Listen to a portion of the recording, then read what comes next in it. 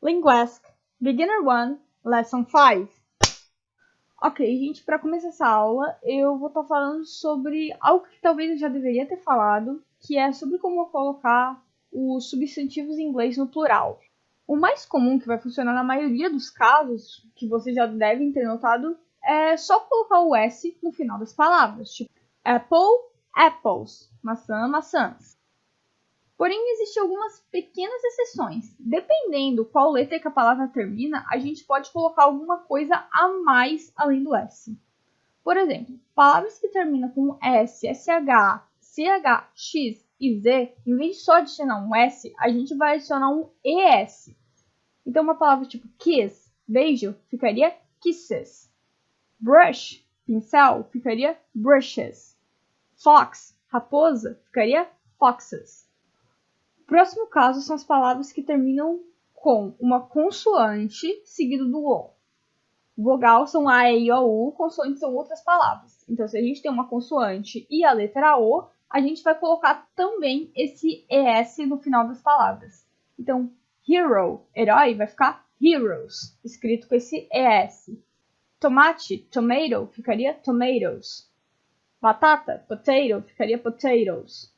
Seguindo adiante, palavras que terminam com consoante seguida da letra Y, a gente vai tirar o Y e trocar ele por IES. Para entender melhor, olha os exemplos. Bunny, coelho, fica bunnies. Study, estudo, ficaria study. Baby, bebê, babies. City, cidade, ficaria cities. Por último, nessas regrinhas, as palavras que terminarem com F e FE, a gente vai remover o F ou o FE e vai adicionar VES. Então, tipo, wolf, lobo, ficaria wolves. Wife, esposa, ficaria wives. Life, vida, ficaria lives. Porém, como tudo, vai ter algumas exceções. Algumas exceções que eu decidi listar para vocês é a palavra foto, que tem uma consoante seguida de O, mas a gente não vai botar o ES, a gente vai botar só o S. Então vai ser escrito photos, photos. Piano é a mesma coisa, consoante seguida de O, só que a gente vai só adicionar um S em vez de ES. Piano, pianos. Sobre aquela regrinha do F ou FE que a gente troca por um V, eu consegui achar só essas 3 exceções. Pode ser que existam mais, mas essas foram as que eu achei. Roof, que é telhado, a gente não põe V, a gente vai botar ES, então vai ficar roofs. Cliff, que é colina, a gente vai adicionar também só um S, vai ficar cliffs. E chef, que pode ser tipo um chefe de cozinha ou cozinheiro de fato, vai ficar chefs. A gente adiciona o segundo F e põe o S. Lembrando que isso aqui não tem regra. Essas palavras especificamente vão se comportar dessa forma. Além disso, no inglês a gente vai ter algumas palavras que não mudam do singular para o plural. A gente tinha visto que palavras que terminam com S em inglês a gente coloca um ES. Mas vão ter algumas palavras que a gente só vai deixar do jeito que estão. Por exemplo, a palavra série em inglês, mesmo no singular, ela tem um S no final. E no plural ela continua sendo escrita exatamente da mesma forma. Então, one series, two series. A palavra espécie também, a species, two species. Já outras palavras, elas não possuem S e continuam não possuindo S no plural e no singular. Então, por exemplo, a palavra ovelha, sheep. Quando eu for falar no plural, eu falaria apenas two sheep, sem uso de S. E o mesmo vale para a palavra deer, veado. One deer, two deer. E além disso, no inglês ele tem alguns plurais totalmente irregulares, porque o inglês é uma mistureba de várias línguas, como o alemão, que para colocar palavras no plural não coloca um S, coloca um N. Então, por o inglês ser uma mistura de várias línguas, ele acaba tendo algumas palavras com um plural nada a ver. E aí esses você simplesmente tem que decorar. Mas eu fiz uma listinha aqui dos mais comuns. Essas são exceções muito raras e eu acho que sabendo esses aqui que eu vou passar agora, já tá ótimo. Então, a primeira seria man e man. A pronúncia é muito parecida. O man no plural com o E é mais tipo um E mesmo, enquanto esse man é mais ou menos... Os americanos tendem a puxar mais para um E e os britânicos tendem a puxar mais para um A, só que é meio um meio termo entre E e A. Então, man, man. Mulher e mulheres. woman, women. Nota que a gente vai mudar o A e o E, mas a letra que vai mudar o som de verdade é ali o O, que no plural vai ficar com som de I. Então, woman, women. Dente, dentes. Tooth e teeth. Child, children. Criança, crianças. Foot, feet. Por sinal, é daí que vem a palavra futebol, futebol. Então, ball é bola, foot é pé. Então, é o jogo da bola com o pé. Mouse, mais. Rato, ratos. E person, people. Toma muito cuidado com esse, porque muita gente, ao falar inglês, tende a falar persons. Só que o correto é people. Persons é uma palavra que não existe no inglês. Se eu estiver me referindo a várias pessoas, eu vou usar people. E a última palavra que eu queria comentar é a palavra die e dice, que significa dado e dados. Essa palavra é muito curiosa porque é interessante para ilustrar como alguns nativos do inglês podem confundir alguns aspectos da língua que fogem um pouco da lógica comum. A palavra dice é muito mais comum que a palavra die, tanto que muitas pessoas não sabem que die é o singular de dado e acabam falando one dice. Isso está errado, só que vai ser muito difícil vocês encontrarem um americano que vai falar one die. Praticamente todo mundo vai utilizar dice, por mais que seja errado. Então, eu acho interessante para ilustrar o quanto que o inglês pode ser irregular e como isso confunde até mesmo quem nasceu falando essa língua. Mas agora, continuando essa aula, a gente vai entrar no buraco chamado preposições. Antes de começar, eu queria falar que foi uma aula que deu muito trabalho e não se desesperem se vocês acharem ela muito difícil. Eu acho que preposições é um assunto que vocês têm que entender o básico, vocês têm que ter o terreno, mas a casa, o resto, vocês vão construindo apenas praticando. Não tem como explicar a preposição em seu todo de maneira lógica. Como assim? O que é uma preposição? Preposição são palavras que a gente usa para ligar outras duas palavras, estabelecendo entre elas uma relação de sentido.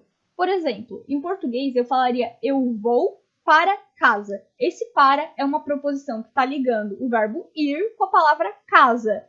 Ou eu gosto de falar sobre história. Esse de e sobre estão ligando a palavra gostar, falar de história. Sonhei com algo estranho.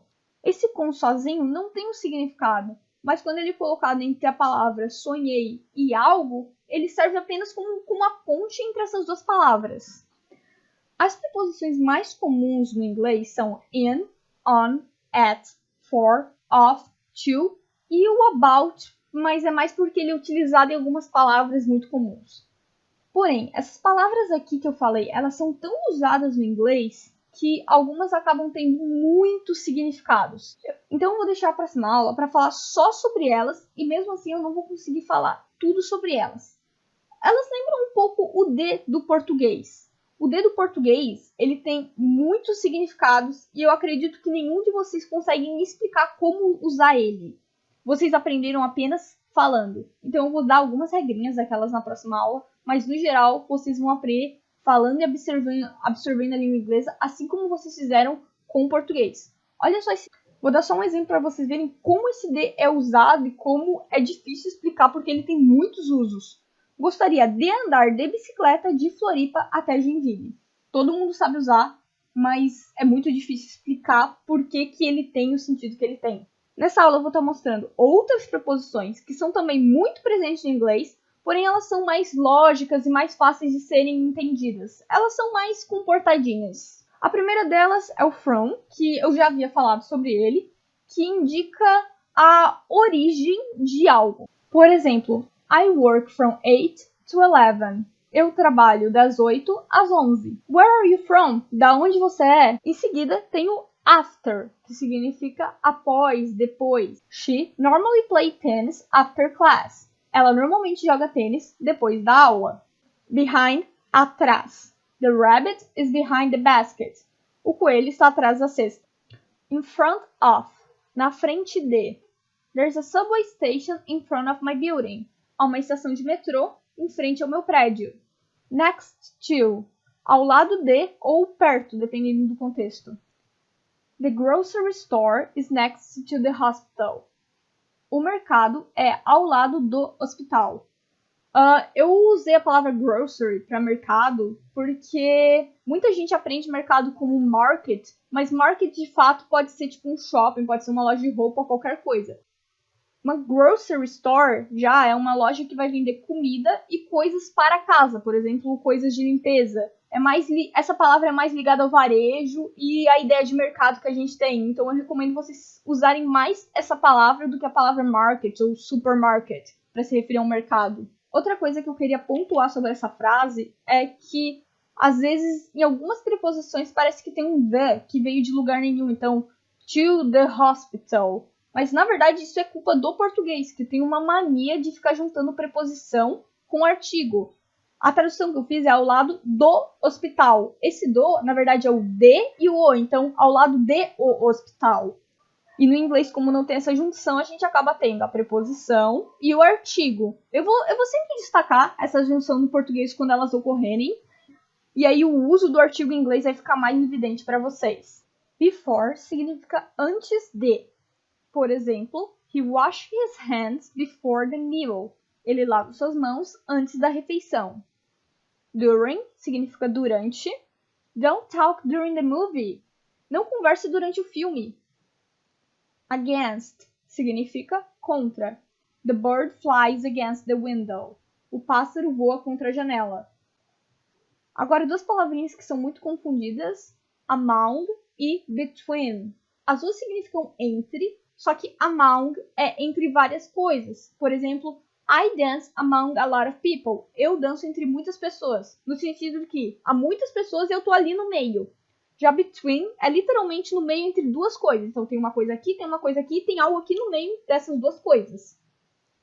Por exemplo, my school is between a store and a drugstore. Minha escola é entre uma loja e uma farmácia. Around significa em torno de ou nas redondezas. There are many nice restaurants around the university. Há muitos restaurantes legais em torno da universidade. Beside significa ao lado de. The hospital is beside the gallery. O hospital é ao lado da galeria. Agora, o by. O by ele vai significar também ao lado de. Tanto faz usar by ou beside, os dois têm praticamente o mesmo significado. Então, eu posso falar também the hospital is by the gallery. O hospital é ao lado da galeria. Ou I love that restaurant by the mall. Eu gosto daquele restaurante do lado do shopping. Ou I like that restaurant beside the mall. Tanto faz. Só que o by ele também tem outros significados. Ele pode significar o meio de locomoção que você está usando. Então eu posso falar I go by car, I go by bus. Para falar eu vou de ônibus ou eu vou de carro a algum lugar.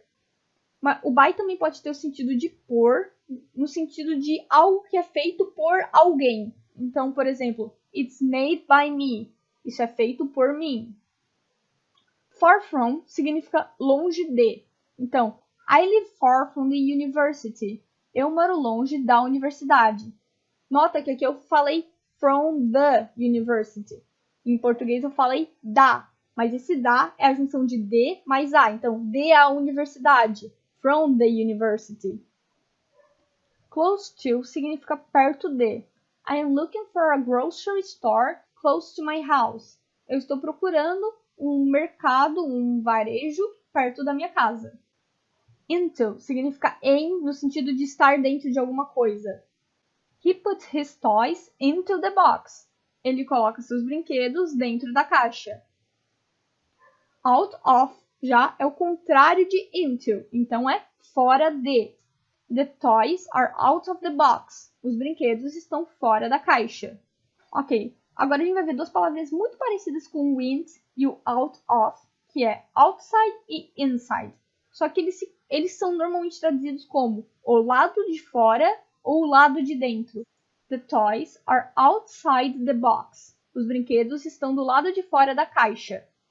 Ou the toys are inside the box. Os brinquedos estão do lado de dentro da caixa. Outros exemplos: the kids are playing outside. As crianças estão brincando do lado de fora. Outro exemplo: let's wait inside the building because it's raining outside. Vamos esperar do lado de dentro do prédio porque está chovendo do lado de fora. Over significa sobre, por cima de algo, e under significa sob, debaixo. Então poderia falar: My phone is over the bed, under the pillow. Meu telefone está em cima da cama, debaixo do travesseiro. Ou My shoes are under the bed. Meus sapatos estão debaixo da cama. About é meio parecido, pode ser usado no sentido parecido com around, que significa por ou nas proximidades. Então, my house is about the church. Minha casa é próxima, nas proximidades, nos arredores da igreja. Uma nota é que o about também tem o sentido de sobre, a respeito de, acerca de, relativo a. Como no exemplo, they like to talk about the teacher. Eles gostam de falar sobre o professor, a respeito do professor. Mas eu vou falar mais do about nesse sentido na próxima aula. Em seguida, a gente tem o with, que significa com. Come with me, venha comigo. Com mais me igual a comigo. De novo, português juntando preposição com outras palavras. Cut it with a knife. Corte isso com uma faca. John is a small man with big glasses. John é um homem pequeno com óculos grandes. E without é o contrário de with, ou seja, significa sem. Algumas pessoas têm dificuldade de pronunciar essa palavra, mas se você sabe pronunciar out e sabe pronunciar with, é só juntar os dois. Without. I like my hamburger without tomatoes. Eu gosto do meu hambúrguer sem tomates. I don't want to go without you. Eu não quero ir sem você. I believe there is no smoke without fire. Eu acredito que não existe fumaça sem fogo. Ou ainda, nessa frase, a gente pode trabalhar com aquele negócio do double negative. Em vez de falar there is no, eu posso falar there isn't any. Então, I believe there isn't any smoke without fire. Lembrando que eu nunca posso falar there isn't no, porque isso é um double negative. Então, é só por essa aula, pessoal. E na próxima aula a gente vai estar voltando a ver as preposições. Bye, bye!